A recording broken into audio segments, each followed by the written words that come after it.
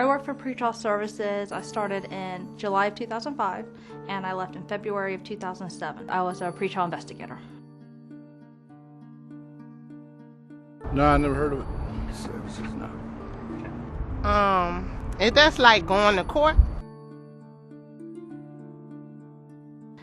I left because there became political pressure to alleviate the overcrowding of the jail, and their solution was to go to pretrial and ask pretrial to start releasing more people that we would not have normally released. Rape, robbery, charges such as that.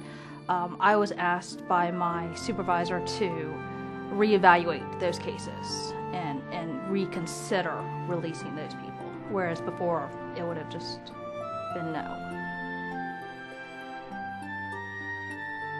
There was no focus to release indigent people from jail while I was there. We went by a standard questionnaire that we asked them, and at no time was that person's income taken into any consideration. Those people would stay in jail. The ideal defendant for pretrial services to release would be someone who we felt would show up for court.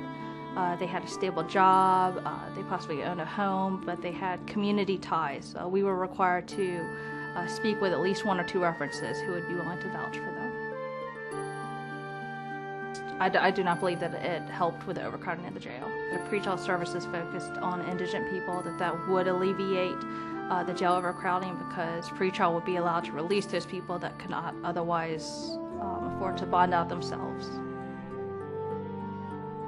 For people who think that pretrial services comes with a secure bond, I would say that they're not familiar with the program. With my experience there, that is not true. All the cases where an individual has been released into the program has always been with an unsecured bond. And I know this because I worked at Pretrial Services for 2 years and I experienced it every day.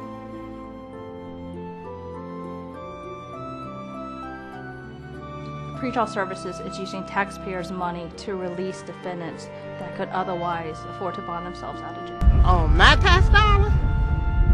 What you're saying is that instead of going to a bail bondsman and having to put up your own assets, the government is now fulfilling that guarantee.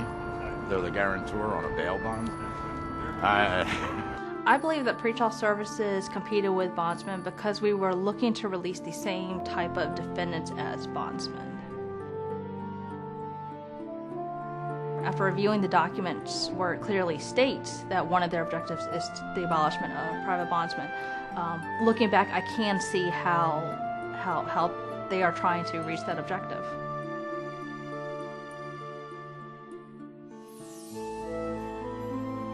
Suppose the person flees. When a defendant released under Pretrial Services did not appear at court, nothing happened to the pretrial investigator responsible. No questions were ever gone back to the pretrial investigator about why they were released. I believe that there are a couple ways that private bail industries are more effective than pretrial.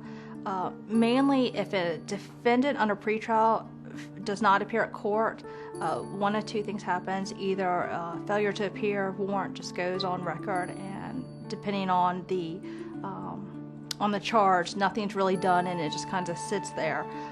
For more serious charges, police officers such as my husband, who's a Newport News sergeant, has to put his life on the line to go out to find these people, versus bondsmen, when they bond somebody out of jail, they have the responsibility to go find that person.